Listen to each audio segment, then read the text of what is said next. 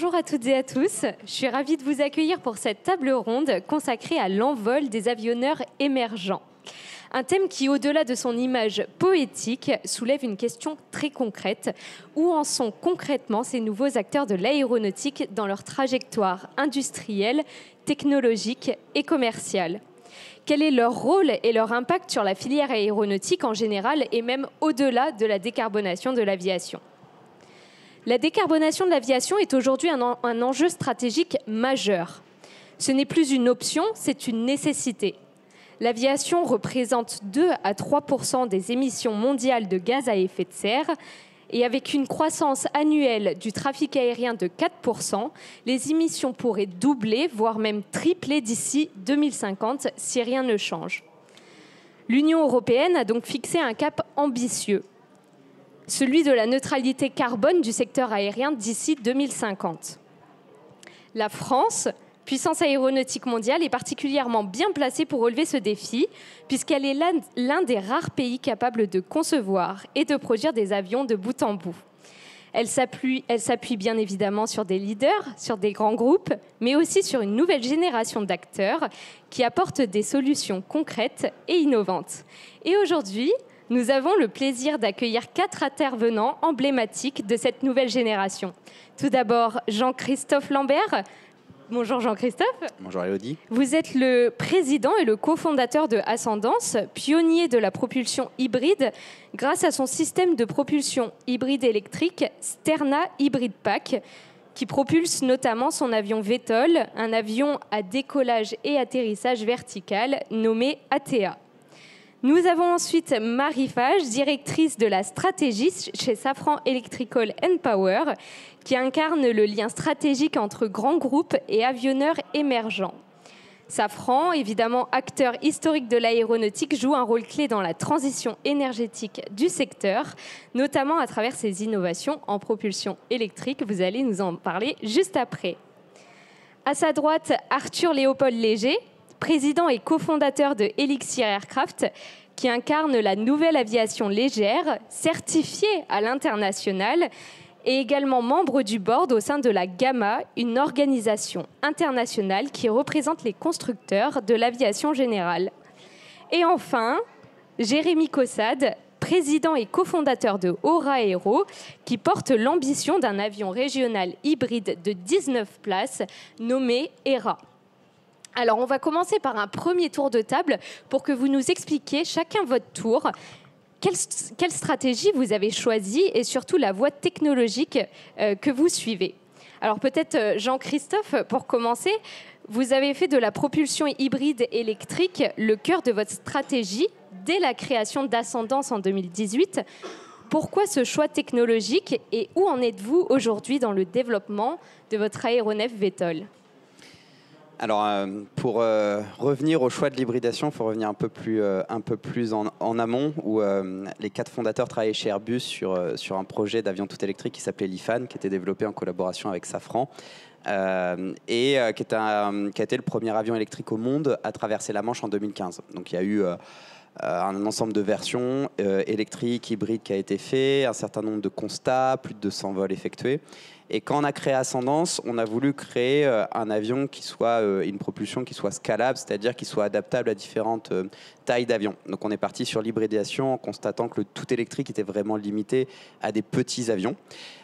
Et donc on a développé ce cœur technologique pour notre avion VTOL. Alors pourquoi le VTOL ? C'est qu'on voulait faire du point à point avec une certaine agilité et que sur le segment de l'hélicoptère sur lequel on se positionne, il y avait une rupture d'architecture. Qu'est-ce que ça veut dire ? Ça veut dire qu'on a mis des ailes à un objet qui n'en a pas.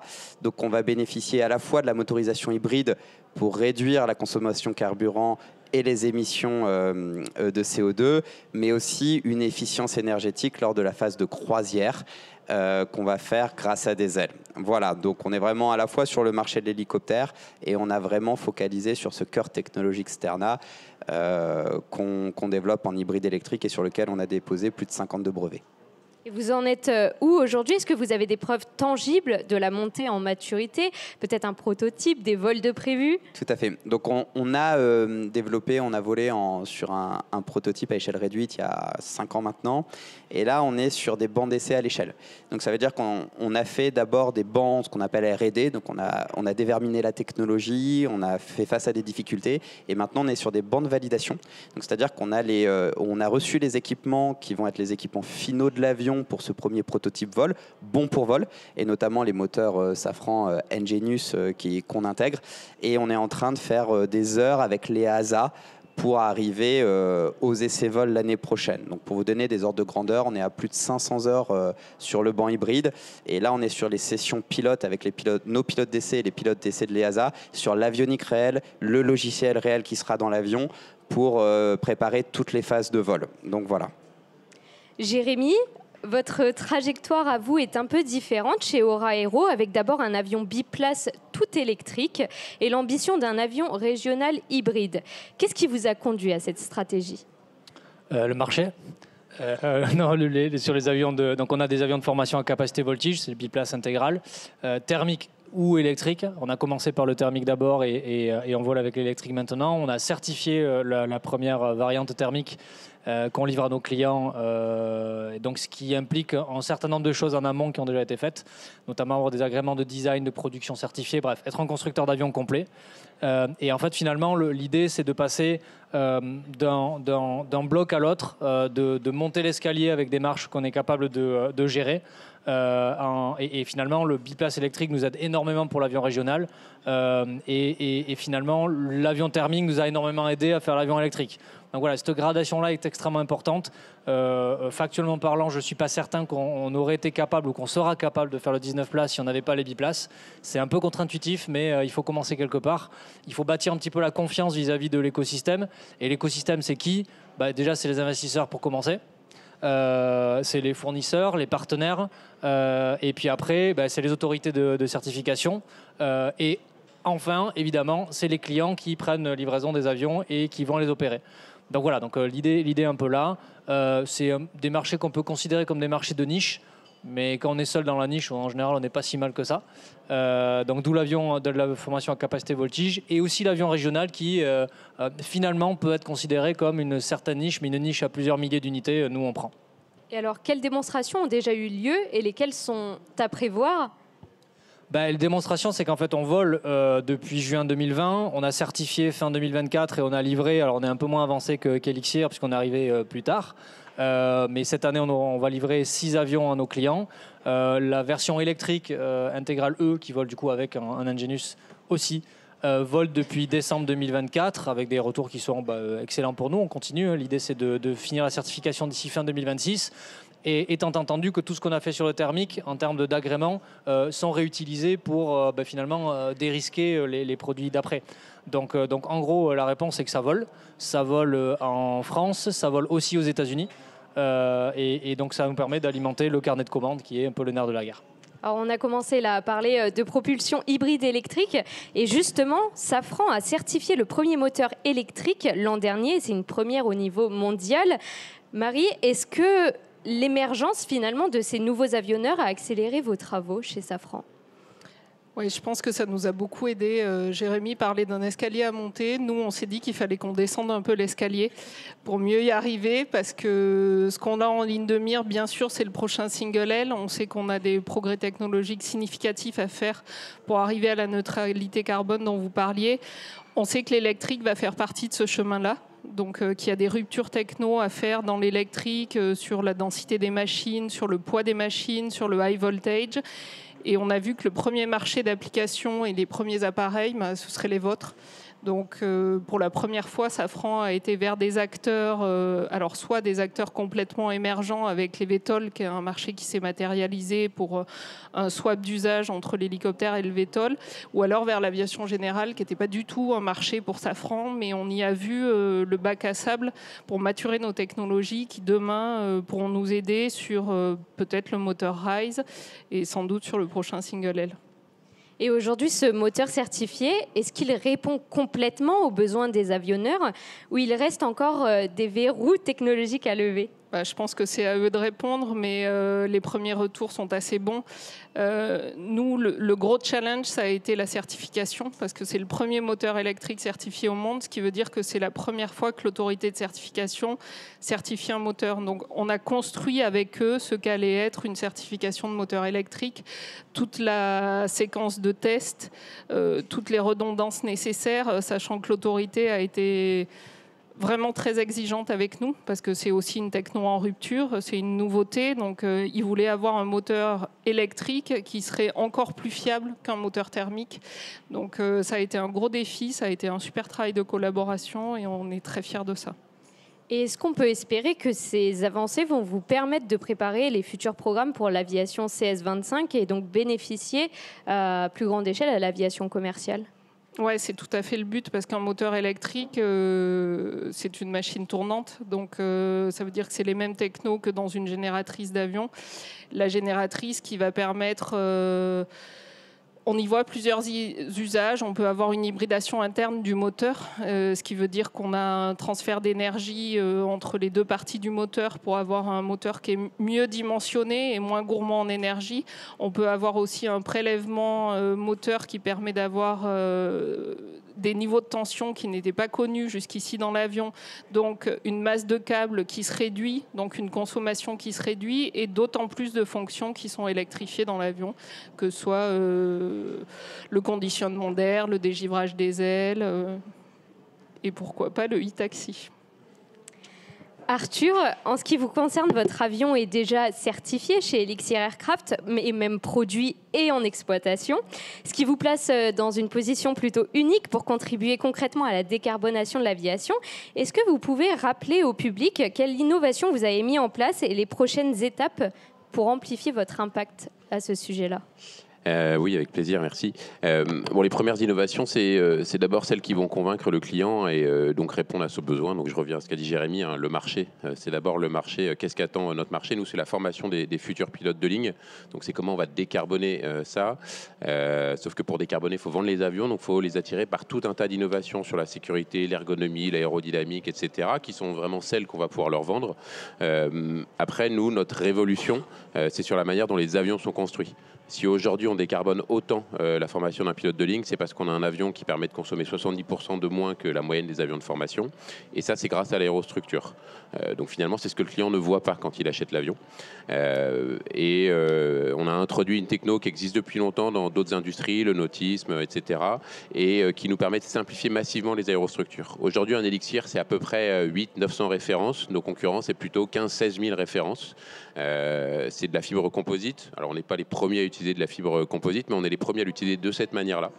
Et ça nous permet d'être plus léger, plus robuste, donc aussi passer moins de temps en maintenance. Et en gagnant sur toute la ligne, on arrive à aller avoir des arguments pour la planète, c'est certain, c'est important, mais aussi des arguments pour l'opération, pour la sécurité, qui permettent de vendre l'avion derrière. Si on ne vend pas nos avions, on ne décarbone pas. Donc voilà, l'innovation de rupture, c'est comment on fait les avions, mais les innovations qui permettent de vendre l'avion, c'est aussi tout le reste. Je vous propose maintenant de parler de l'industrialisation qui représente quand même un pari audacieux. L'industrialisation nécessite des investissements importants, alors même que les performances des systèmes ne sont pas encore totalement stabilisées parfois et que les processus de certification, surtout on en a parlé, restent complexes et incertains. Alors cette question, elle s'adresse à vous tous. Quels sont les challenges de chacun pour faire émerger vos solutions à l'échelle industrielle ? Jean-Christophe, peut-être ? Alors, pour faire émerger à l'échelle industrielle, aujourd'hui, on a fait un gros travail, nous, sur la supply chain. Parce que quand on définit un avion avec autant de technologie, la technologie, elle doit être mûre, certifiable, et elle doit être reproductible selon des normes de certification. Donc, c'est un travail déjà qu'on fait et sur lequel on a beaucoup appris ces derniers temps sur ce premier prototype à l'échelle. Ce qui est assez intéressant, et puis, comme Marie l'a mentionné, c'est que chaque partenaire apprend et on apprend ensemble.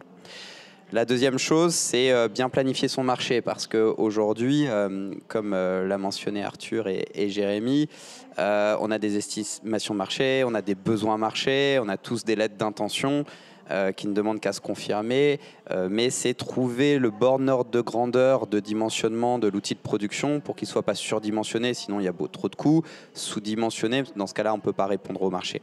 Voilà, donc Donc c'est tout un travail à la fois de supply chain, de partenaires, à la fois de design to cost, de manufacturabilité et de dimensionnement d'une première chaîne de production qui est un enjeu, tout en travaillant avec l'organe régulateur qu'est l'EASA. Jérémy, quels sont les freins que vous rencontrez aujourd'hui pour faire émerger vos solutions, vous aussi, à l'échelle industrielle chez Aura Aero? Bon, les freins, on va dire que c'est les difficultés habituelles, mais ça fait partie du jeu. Le transport aérien est un des transports les plus sûrs au monde et il y a une raison à ça, donc c'est normal. Juste pour revenir 2 secondes, quand on dit industrialisation, ça veut dire quoi finalement? C'est-à-dire que grosso modo, on a fait voler un prototype et que grosso modo, on estime qu'il est à peu près comme il faut pour pouvoir le certifier et qu'on est capable de faire les modifications dans un temps limité pour pouvoir le rendre certifiable et prouver la certificabilité de la chose. Donc grosso modo, qu'est-ce qu'il faut? Il faut déjà les agréments du constructeur. Il faut une usine, il faut des machines, il faut des gens derrière les machines et il faut des clients parce qu'à un moment donné, l'industrialisation, ça veut dire grosso modo qu'on passe de la phase de prototypage à la phase de série. Donc oui, après, les sujets de supply, comme tout le monde, donc bon, c'est un peu sans objet, hein, c'est comme ça, on doit vivre avec et c'est pas parce que l'avion est nouveau que ça change quoi que ce soit. C'est déjà suffisamment compliqué sur une supply d'un avion conventionnel. Non, le sujet, c'est comment on arrive à être crédible dans ce... Finalement, un programme avion, c'est à peu près une dizaine d'années quand même. Bon an, mal an. Entre le moment finalement où on lance l'idée, et même sur un petit avion, même sur un biplace, et le moment où on a une cadence stabilisée, cohérente et où on gagne de l'argent finalement. Probablement un peu plus, ça dépend d'où on met le curseur, mais en tout cas ça prend du temps. Donc finalement le vrai sujet c'est comment on fait en sorte de ne pas créer victoire trop tôt, de ne pas faire trop compliqué, de ne pas oublier que derrière il faut quand même être rentable. Livrer les avions, c'est une chose, mais après, il faut travailler aussi sur la rentabilité. Donc, bref, en gros, rien de très nouveau sous le soleil. Les technologies sont nouvelles, les façons de faire sont nouvelles, mais finalement, l'objectif derrière est exactement le même. Donc business as usual.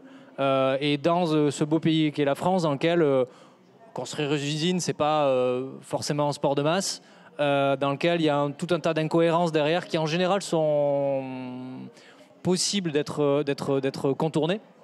Mais enfin, n'empêche qu'à la fin, il ne faut pas de cardiaque, surmonter. Et que du coup, il ne faut jamais lâcher l'affaire. Donc ouais, c'est un peu tout ça, l'industrialisation. Et nous, on est au début, concrètement sur Intégral. On a livré le premier avion en avril. On va en avoir livré 6 d'ici la fin de l'année. Ce sera déjà un joli score, on aura bien travaillé. Comment on arrive à cadencer tout ça et à augmenter les cadences derrière et augmenter la qualité et continuer à faire en sorte que le produit soit désirable pour nos clients. Et justement, on est à ce niveau-là chez Elixir Aircraft.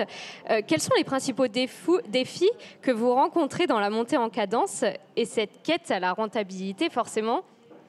Bon, évidemment, la même chose que Jérémy. Bon, il y a l'aspect réglementaire. Produire plus vite, ça veut dire aussi arriver à maintenir la qualité et l'aspect réglementaire qui est, entre guillemets, un enfer à vivre au jour le jour, même si l'objectif est louable et primordial, hein, la sécurité. Mais c'est quelque chose qui est dur à vivre tous les jours puisque la production, l'industrialisation, c'est la réalité. Donc, c'est de la variabilité, c'est de l'adaptation, etc. Et donc, faire tout ça dans le cadre, c'est difficile.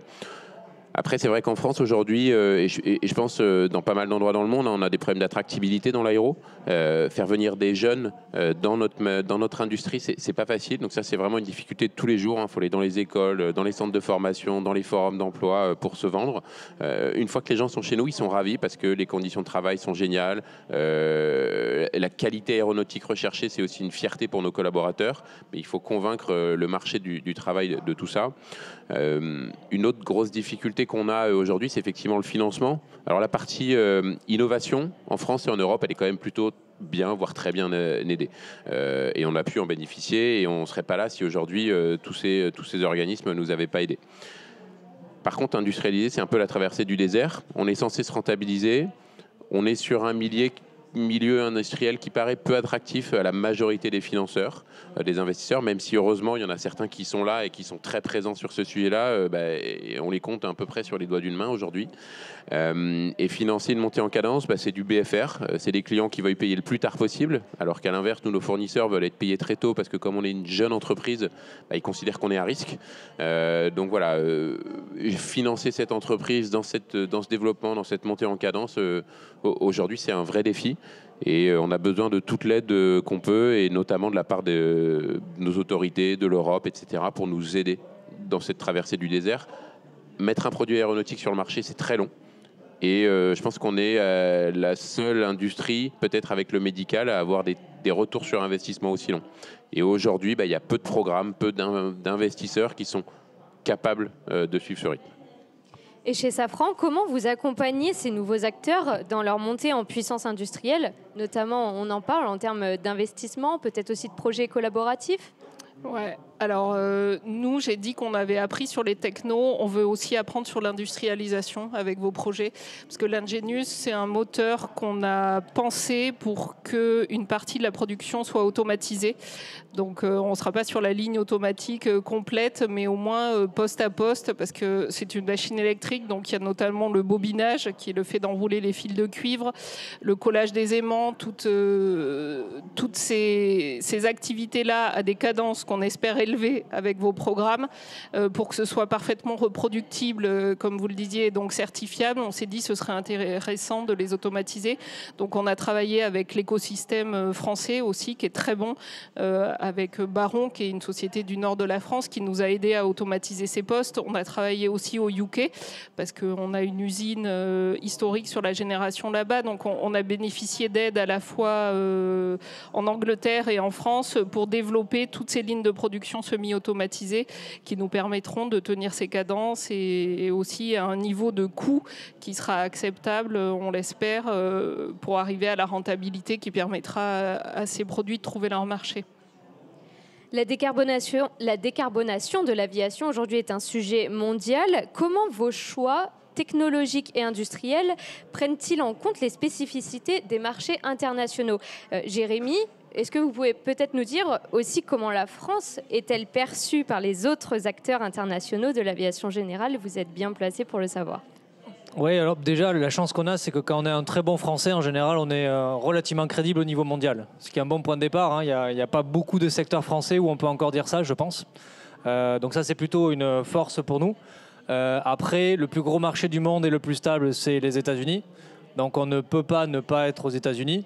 Donc je pense que là, pour le coup, avec Arthur, on a à peu près la même stratégie. Et nous inaugurons notre premier bâtiment à Daytona Beach en fin octobre. Donc dans le but de pouvoir assembler les avions là-bas avec beaucoup de composants américains en fait, sur nos avions et de pouvoir les livrer sur le marché américain et le soutenir. On aura exactement la même stratégie sur l'avion régional, production locale du coup. Les petits sujets avec les tarifs de Trump a été un petit rappel, même si in fine l'aéro est exempté, que c'est pas si idiot que ça de produire relativement proche des marchés, en tout cas des marchés matures. Donc finalement assez rapidement on peut plus se contenter d'être uniquement en France, on doit le rester. Moi dans mon cas la ligne rouge c'est toute la partie développement, une partie production qui est en France qui restera en France. On commence la construction d'une nouvelle usine pour nous qui va faire à peu près 50 000 m² à la fin de cette année. Donc c'est quelque chose d'important.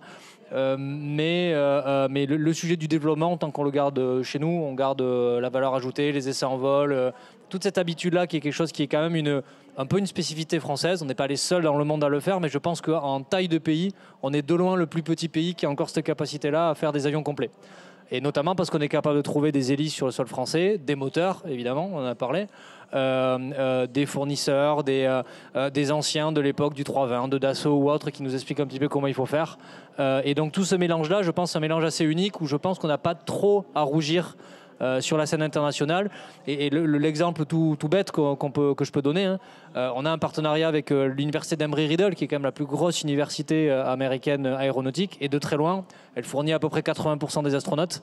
L'université Embry-Riddle n'avait pas d'acteurs comme nous pour travailler sur les nouveaux modules de nouvelle aviation, nouveau design, nouvelle propulsion. Et donc le bâtiment qu'on inaugure fin octobre, c'est Embry-Riddle qui nous l'a construit. Donc même en étant des petits Frenchies, quand on arrive à dire ce qu'on fait et surtout faire ce qu'on dit ensuite, même aux États-Unis, même sans être américain, on arrive quand même à trouver grâce à leurs yeux parce qu'on a des choses qu'ils ont un peu du mal à voir. Donc voilà, il faut continuer à travailler, mais on a quand même pas mal d'atouts. Arthur, est-ce qu'on pourrait avoir également votre retour d'expérience? Vous êtes implanté également aux États-Unis? Oui, encore une fois, je suis tout à fait d'accord avec Jérémy. C'est vrai que notre pays est tout petit à l'image de la planète. Aujourd'hui, les États-Unis sont clairement le client principal de toutes les tailles d'avions. Et pour l'aviation générale qui nous concerne plus ici, je crois qu'il y a à peu près 59% d'avions à piston de la planète qui sont aux États-Unis, 74% des avions turbopropres qui sont aux États-Unis. Donc c'est vraiment les marchés que nous on vise. Donc c'est aussi très important pour nous, pour notre pays, d'aller là-bas, d'être très fort sur ces marchés-là. Pour continuer à être très fort, on a besoin de l'aide, on en a parlé un peu sur le financement, on a aussi besoin d'un soutien fort de nos autorités régulatrices. L'EASA aujourd'hui a été assez pionnière pour aider les entreprises innovantes, même si ça ne se fait pas sans difficulté. Il faut continuer et il faut appuyer sur l'accélérateur parce que d'autres régions du monde sont en train de se réveiller, clairement. Nous, on s'apprête à livrer nos premiers avions aussi à partir de l'année prochaine aux États-Unis. Juste pour vous donner un ordre d'idée, aujourd'hui, on a livré un peu plus de 40 avions en Europe.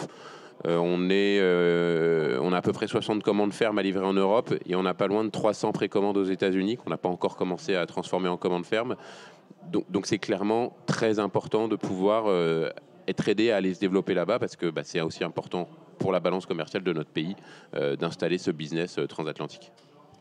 La filière aéronautique fait partie des filières stratégiques. Poids économique, balance commerciale, rôle dans la défense nationale, c'est une filière clé. Est-ce que l'aviation bas carbone représente, selon vous, un enjeu de souveraineté industrielle européenne ? Jean-Christophe ? Alors oui, quand on voit l'industrie, quand on voit sa transformation et l'importance au niveau mondial, on l'a dit, je pense que l'industrie aéronautique, c'est synonyme d'excellence aussi, que ce soit nos ingénieurs, nos universités, nos laboratoires, notre industrie, que ce soit nos TPE, PME, ETI et start-up et grands groupes.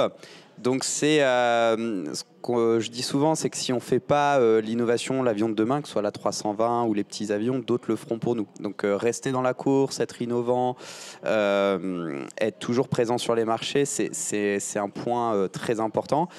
Si on regarde un angle purement décarbonation, l'aéronautique fait à peu près 3% représente 3% du bilan global des émissions mondiales. La France et l'Europe, on va dire, avec son industrie, représentent 50% du marché. Donc c'est une opportunité d'aller travailler 1,5% des émissions mondiales. Donc il faut le voir plutôt comme une opportunité de changer notre industrie, d'évoluer, de se réinventer. Et donc pour toutes ces raisons-là, c'est une logique de souveraineté. Si on ajoute en plus que des technologies de décarbonation, je prends l'exemple de l'hybridation, peuvent être réutilisées de façon duale sur la défense, comme nous on le fait, où on hybride des drones de gros emport, par exemple, on voit qu'on a une thèse duale de souveraineté à la fois sur le côté défense, pas pour une logique de décarbonation, mais pour d'efficience et de performance, mais aussi sur une technologie qui permet aussi de décarboner l'aviation civile. Marie, Safran est un acteur clé de la souveraineté industrielle française. Est-ce que vous voyez les collaborations avec les avionneurs émergents comme un levier stratégique pour maintenir l'avance technologique française et européenne face à la concurrence internationale ? Oui, complètement. T'en parlais tout à l'heure, l'attractivité de la filière déjà. Je pense que ça joue beaucoup d'avoir la matérialisation de un peu ce rêve de voler électrique grâce à vous. Ça fait vraiment un relais, ça fait beaucoup d'écho. On l'a vu avec l'assertif de l'Ingenius, ça a été un gros impact dans la presse parce que c'est une fierté française, et on a besoin de ça en plus. Parce qu'on a un peu une pénurie de compétences sur l'électrique qui est très disputée par le nucléaire, par exemple. Donc, on a besoin de ramener ces talents-là vers l'aéronautique. Donc, c'est un peu la matérialisation du rêve et en même temps la preuve de la vérité, puisque aujourd'hui, le thème, c'est la vérité. Et on est vraiment dans ce principe-là de réalité qui est en marche, qui se construit, qui va arriver demain. Donc, ça nous aide beaucoup. Et on parle de souveraineté industrielle, mais la vraie souveraineté, c'est aussi celle des bureaux d'études. Parce que le jour où on perdra les bureaux d'études en France, parce que vous pouvez avoir un acteur américain qui va construire en France, mais si son plan il est tamponné aux États-Unis, la souveraineté elle est quand même biaisée. Donc il faut vraiment qu'on garde l'intégralité des compétences et de savoir-faire sur le sol européen pour vraiment pouvoir parler de souveraineté. Et ça, on le défend très fort chez Safran. Arthur, j'aimerais aussi avoir votre avis sur le sujet. Selon vous, quels sont les enjeux clés autour de l'aviation légère qui pourraient faire de ce segment un pilier de la souveraineté industrielle française ? On a parlé beaucoup d'électrique, beaucoup de bureaux d'études. Bon, l'avenir, c'est, selon nous, d'abord améliorer les aérostructures. Hein, c'est là qu'on fait le plus de gains, en tout cas à court terme. Ça va clairement passer par des nouvelles propulsions, l'électrique, le biocarburant. Nous, chez Elixir, c'est vrai qu'on travaille beaucoup sur le biocarburant, un petit peu sur l'hydrogène aussi, pour essayer de préparer l'avenir. Nous, on parie très clairement sur, rapidement, en tout cas pour notre marché de la formation, l'arrivée de biocarburants, que ce soit type essence ou type kérosène.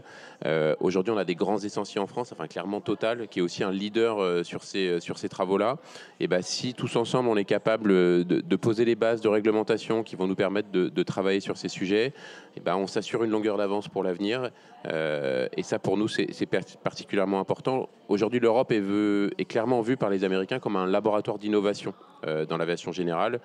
Ça a été dit tout à l'heure, les grandes innovations, les grandes révolutions de l'aviation sur le dernier siècle sont d'abord apparues dans l'aviation générale. Alors, soit des tout petits comme nous, soit des moyens ou grands comme Dassault et autres. En tout cas, ce qui a permis à l'aviation commerciale de se développer, c'est d'abord arrivé dans l'aviation générale. Donc, il faut continuer à creuser, à pédaler en avance de tout le monde sur tous ces sujets-là. Les breveter, les cacher, en tout cas les protéger au moins par de la certification. Peut-être quelque chose sur lequel on est moins bon que les Américains, c'est l'aspect protectionniste. La FAA est une agence de certification, mais c'est aussi une agence de protectionnisme. C'est pas le cas de l'EASA aujourd'hui. Elle a énormément de qualité, notre agence, bien qu'elle soit sous-financée et donc qui nous pose tous des grosses difficultés. Mais aujourd'hui, elle ne protège peut-être pas assez notre Europe. Voilà, je pense qu'on est beaucoup plus gentil que les autres ne le sont envers nous. Et ça, c'est aussi un sujet qui est important. Vous partagez cet avis, Jean-Christophe ? Oui, on peut le voir sur différents projets. Souvent, les Américains protègent beaucoup leur industrie et créent aussi des patterns ou qui permettent aussi à ces innovations d'émerger, sans faire n'importe quoi, mais on a vu beaucoup de programmes d'innovation poussés par la FAA ces derniers temps, qui a pour but effectivement d'avoir peut-être une approche étape par étape, permettre aux industriels, aux innovations d'aller étape par étape avant d'aller bien sûr vers une certification finale. Mais si on ne crante pas ces étapes, on a du mal à aller à l'étape suivante. Et c'est vrai que dans leur réflexion, on les voit très agiles. Alors l'EASA est proche de ces industriels quand même, mais a une approche différente. Donc c'est assez intéressant de se benchmarker dans cette course à l'innovation. Le régulateur a un impact et la stratégie du régulateur a un impact certain. Jérémy, selon vous, est-ce que l'écosystème français, ou pour voir peut-être à plus grande échelle, l'écosystème européen aussi, est suffisamment structuré pour accompagner cette transition ? Ça, c'est à nous de faire le job. Mais est-ce qu'il y a des acteurs qui vont bien au global ? Oui, on les a. La différence entre l'Europe, et je pense que l'Europe reste la bonne échelle. Ça n'enlève rien à des notions de souveraineté nationale, surtout quand on parle d'objets de défense. N'empêche que l'Europe est très probablement la bonne taille, la bonne échelle pour se battre de façon très amicale, notamment vis-à-vis des Américains. Ça, c'est nos alliés, et des autres, notamment la Chine, où c'est beaucoup moins nos alliés et beaucoup moins nos amis. Donc on est un peu comme souvent en ordre dispersé. Donc ça, effectivement, il faut qu'on soit capable d'arriver à mobiliser un peu tout ça. Mais de notre côté, en termes de société, oui, on arrive à trouver à peu près tout ce qu'il faut en Europe. Il faut continuer à le faire. Juste une petite remarque qui me semble importante. On parlait de quelle réalité, et il y a marqué vérité en énorme derrière.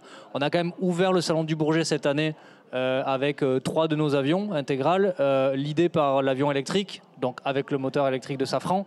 Ça, je pense que c'est un bon exemple quand même. C'est un avion en cours de certification qui vole dans le plus gros salon du monde, en tout cas le plus impactant, avec un moteur électrique certifié.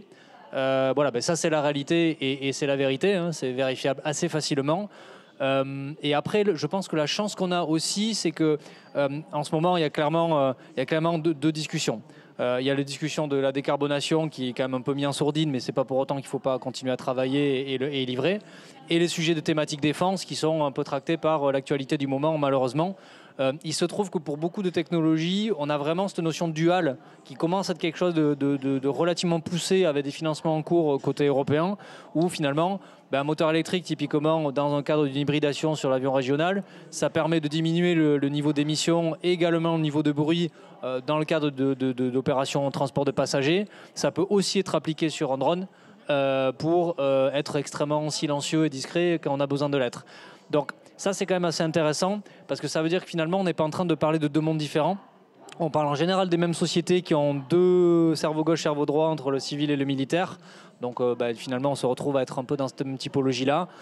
Et finalement, avec des financements qui peuvent être un peu mieux partagés, un peu mieux répartis entre de l'application civile et de l'application militaire, ce qui était absolument impossible avant. Avant, on avait absolument pas le droit de dire qu'on travaillait sur des thématiques défense sous peine d'être juste pas financé.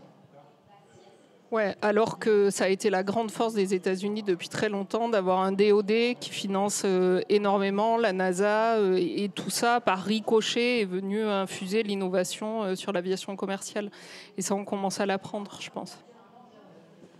Ouais, juste, donc on a pas mal parlé d'Europe et merci. C'est vrai qu'en France, on a quand même les plus gros industriels de l'aéro en France, en Europe, qui étaient peut-être d'abord français et ensuite européens. Mais en France, on a la chance, évidemment, d'avoir BPI et merci de nous accueillir aujourd'hui, mais aussi un programme qui s'appelle le CORAC, dont on est tous membres maintenant, Comité pour la recherche dans l'aviation civile, qui est financé par l'État et mené par la DGAC. Mais si. Si, on y est, ça y est. Et c'est vrai que ce programme collaboratif, c'est un super outil de souveraineté. Alors comment ça marche, hein? C'est tout le monde qui se met autour d'une table et qui décide qu'est-ce qu'on va accompagner, quel programme on va financer, quelle innovation, technologie on va pousser pour l'avenir. Et donc nous, on a été les premiers petites PME futurs avionnaires à rentrer au CORAC il y a 5 ans déjà. Depuis quelques mois, nos autres collègues français ont pu y rentrer.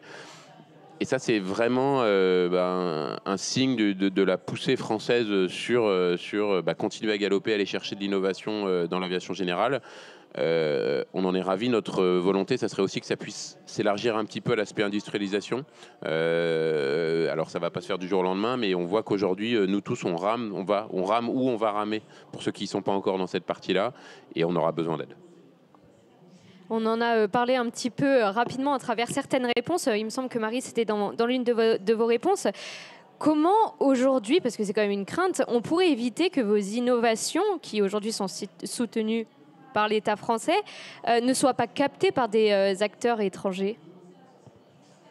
Je pense que clairement, on l'a tous dit, c'est les dépôts de brevets, c'est les certifications, c'est aussi maintenir nos savoir-faire sur le territoire. Et on a un outil qui marche assez bien sur ces sujets-là. Après, il faut toujours faire la course en tête. Je pense que c'est la clé aussi, hein, parce qu'il ne faut pas se dire qu'on est sur un monde hermétique et qu'on ne sera pas rattrapé un jour. On sait que, par exemple, l'Asie n'a peut-être pas les contraintes de régulation, de certification qu'on peut avoir, donc ils apprennent vite, différemment. Donc, Je disais ni le respect des brevets, d'ailleurs. Est-ce que vous voyez, là je m'adresse vraiment à vous tous, plus de la collaboration ou de partenariat entre start-up de l'aéronautique ou plutôt une compétition féroce ? Je pense que j'ai déjà répondu. C'est vrai que nous, on n'en serait pas là aujourd'hui si Daher, Airbus ne nous avait pas pris sous leur aile il y a 5 ans pour un premier programme collaboratif. On en a eu un second avec Safran, Daher et Turbotech, une autre PME, pour pousser donc du biocarburant, de l'hydrogène, et Air Liquide d'ailleurs, pardon. Et là, on a un 3e programme collaboratif pour améliorer la sécurité globale de nos avions, avec à peu près tous les jeunes avionneurs français. Donc aujourd'hui, clairement, je pense qu'on est, et dites-moi si j'ai tort, hein, mais on est clairement dans la collaboration, on partage des équipes, on partage des moyens, on se prête des outils, on se partage de la donnée, et on le fait plutôt avec plaisir parce qu'on a tous à y gagner. Oui, et puis je pense que c'est le propre de cette filière aussi. La filière aéro, elle a toujours été très solidaire quand même en France et en Europe. Je pense que le Covid l'a montré aussi, où on a essayé entre grands groupes de s'organiser pour préserver ce tissu de PME, de TI, de start-up qui est hyper riche pour la France et dont on a vraiment besoin. Le GIFAS est un bon instrument pour ça, sans doute perfectible, mais en tout cas, cette solidarité, elle est vraiment existante depuis le tout début dans la filière et je pense qu'elle rebondit aussi sur ces nouveaux avionneurs. Oui, je confirme. On a la chance en France en plus d'avoir des vecteurs différents, c'est-à-dire qu'on fait tous des avions qui sont différents, on partage des technologies. Donc c'est une force. Et puis on a beaucoup parlé d'internationalisation, mais je pense qu'on peut se regarder le nombril. Mais je pense que les menaces, si on se passe d'un point de vue souveraineté, elles sont plutôt côté outre-Atlantique ou côté chinoise. Et effectivement, la filière a un rôle important à jouer, parce qu'un avion, il ne se fait pas que entre startups, il se fait avec des grands groupes, il se fait avec des ETI, PME, il se fait avec différents acteurs. Et on a créé notamment, on en parlait avec Arthur juste avant, Starter, qui regroupe 90 startups de l'aviation, du spatial et de la défense au sein du GIFAS, qui est la maison mère où il y a les grands groupes, les ETI et PME. Et l'objet, c'est de collaborer, c'est de partager les difficultés et c'est de les remonter s'il y en a, parce qu'il y a les grands frères aussi qui peuvent aider. Et je pense qu'aujourd'hui, c'est ce qui a fait le succès de la filière française. Et il faut que les startups s'intègrent dans cette collaboration et s'intègrent vraiment dans cet écosystème, parce que je ne connais pas la sous-traitance de chacun, mais c'est vrai que nous, on a des PME, on a des sociétés de 10 personnes, on a des sociétés de 100 personnes, on a des partenaires qui font des milliers de personnes. Et donc, en fait, on a une diversité qui appelle vraiment la collaboration entre startups, mais aussi pas qu'entre startups. Avant de conclure cette table ronde et de vous donner aussi la parole, si toutefois vous avez des questions à poser à l'un des intervenants, je vous propose un dernier tour de table et de vous laisser le mot de la fin. S'il n'y avait qu'une seule idée clé à retenir sur votre entreprise et son impact, quelle serait-elle, Jérémy ? Une idée clé, faire voler des avions et que nos clients soient contents. Arthur ? La résilience. La décarbonation. J'allais dire la décarbonation aussi. Mais pas facile d'être le dernier. Ouais, le dernier. J'allais dire la dualité pour la souveraineté, parce qu'on l'a mentionné, plusieurs l'ont mentionné. Je pense que c'est un angle vraiment intéressant. Eh bien, écoutez, je vous remercie beaucoup, en tout cas, pour vos témoignages et vos partages. C'était sincèrement passionnant. Et si vous avez des questions à poser aux intervenants, Amandine, on va peut-être te donner un micro.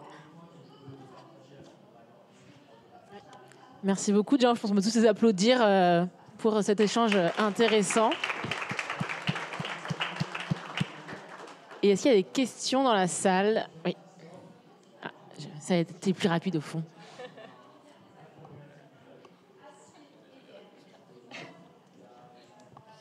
Merci. Alors d'abord, merci beaucoup pour cette présentation. En effet, très intéressant, je confirme. Avant de poser ma question, j'aimerais revenir sur un point et essayer de vous rassurer. Vous parliez d'attractivité du secteur. Je suis un bon exemple peut-être. Je suis donc Lucie Roquebrune, ingénieure en génie industriel de l'INSA de Lyon. J'ai fait le MBA du Collège des ingénieurs. Et si je suis ici, c'est que je suis intéressée et attirée par le secteur de l'aéronautique. Voilà. Et, by the way, je suis aussi à l'écoute d'opportunités. Hein. On ne sait jamais. Du coup, donc, pour ma question, donc, c'était les 1,5 point ou 2 points clés qui étaient ressortis à la fin, donc la décarbonation. On a beaucoup parlé d'innovation, de rupture, d'innovation technologique, mais est-ce que pour la décarbonation, on peut aussi penser à des innovations de business model et par exemple imaginer des partenariats, puisque souvent on va opposer le train et l'avion, en tout cas pour des courtes distances, mais imaginer des partenariats entre des compagnies ferroviaires et plutôt des compagnies d'aviation. Merci pour la question, très intéressante. Je pense que si on prend le cas de la France, qui est un cas à part dans le sujet mondial, il n'y a absolument qu'une compétition entre le train et l'avion. Il y a par contre une réelle problématique entre les gros acteurs qui s'intéressent aux grosses lignes et le régional. En fait, si on regarde bien, le régional, que ce soit les avions ou les trains, ça a été globalement abandonné depuis assez longtemps. Il y a des acteurs qui continuent à jouer ce jeu-là. Notamment Amelia qui est dans la salle. Il y en a d'autres, Twinjet et autres. Donc non, oui, non, il n'y a pas d'incompatibilité à travailler entre le rail et les avions. Et ça, je prends mon cas que je connais, qui est des avions régionaux. En général, quand on a des terrains d'aviation, des aéroports de régionaux ou des gros aérodromes, assez souvent, il y a des lignes de train pas très loin. Et on serait bien inspiré de continuer à regarder comment on peut faire ce travail d'intermodalité pour pouvoir un peu faciliter la vie des gens, et en particulier, alors, promis, je le dis à tout le monde, et donc je vais le dire aussi à Paris, le prisme dans lequel on regarde en France le transport est un prisme de Parisiens, et plutôt de bobos parisiens quand même. Donc c'est sûr qu'on a Paris, la trottinette et le vélo, c'est vachement cool.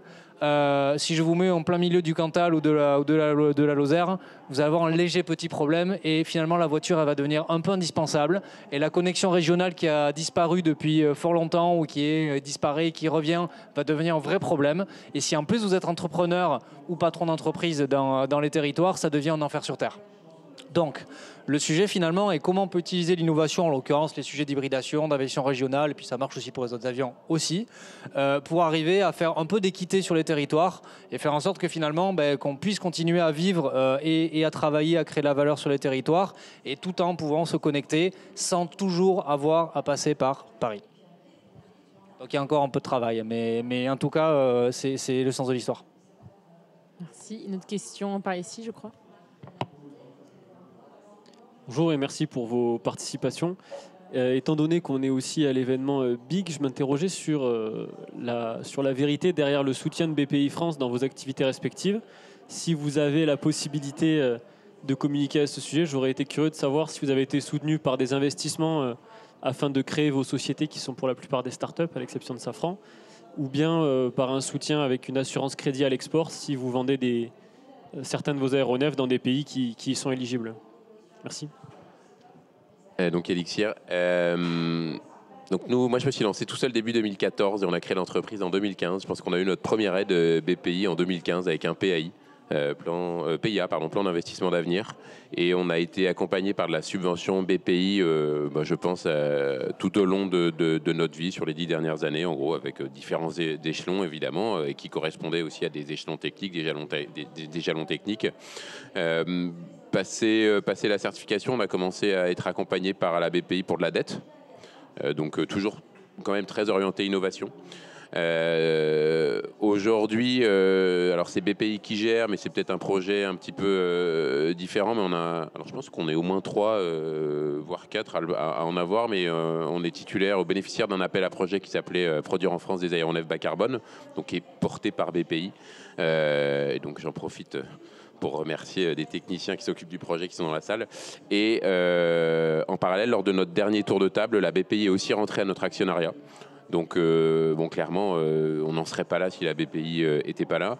J'en profite aussi pour remercier toutes les autres collectivités ou acteurs de l'État, notamment nous, la région Nouvelle-Aquitaine, qui nous a aidés à tous les échelons depuis la création de l'entreprise aussi, mais toujours en restant entre guillemets à sa place, et c'est pas du tout péjoratif, c'est-à-dire que c'est pas eux qui doivent non plus faire le marché, faire l'actionnariat de l'entreprise, ils sont là pour soutenir, mais il y a des fonds privés, dont Innovacom ici, qui nous accompagnent et qui nous aident aussi à nous structurer pour l'avenir.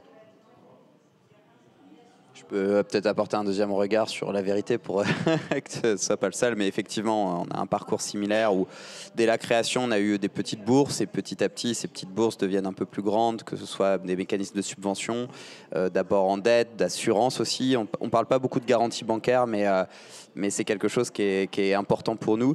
Et je pense que dans une industrie aussi longue telle qu'est l'aéronautique, on a besoin d'investisseurs stratégiques qui ont aussi une vision et un temps long. Et BPI en fait partie. On ne peut pas être tout le temps dans le court-termiste. Et donc ça fait partie des acteurs incontournables, mais qui sont nécessaires. On parle de souveraineté pour que l'industrie émerge et qu'on ait un investisseur avec la temporalité, le caractère stratégique qui correspond à notre industrie. Est-ce qu'il y a d'autres questions dans la salle? Pas d'autres questions? Eh bien, écoutez, Jérémy, Arthur, Marie, Jean-Christophe, un grand merci à tous les 4. Merci pour votre participation, votre contribution. Et on a hâte de suivre la suite de vos projets, que ce soit individuellement ou même collectivement.